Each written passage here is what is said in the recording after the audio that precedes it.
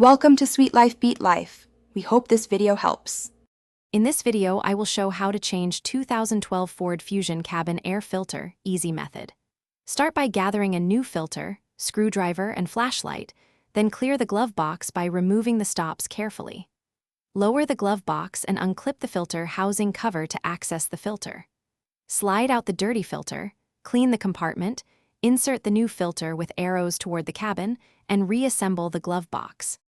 Gather your tools and a replacement filter before you start so you won't pause mid-job.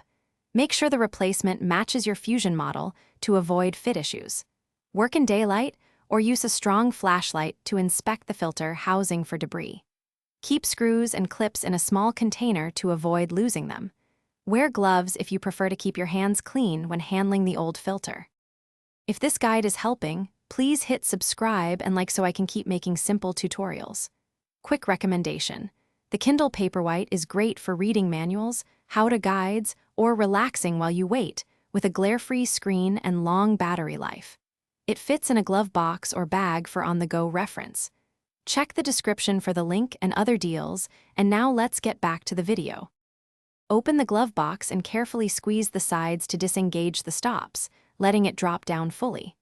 Locate the rectangular filter housing, remove the cover clips or screws, and pull the old filter straight out. Vacuum any loose debris inside the compartment and check the housing seals.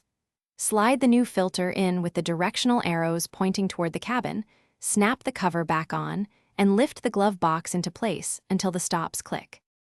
Thanks for watching. Consider subscribing if we helped you.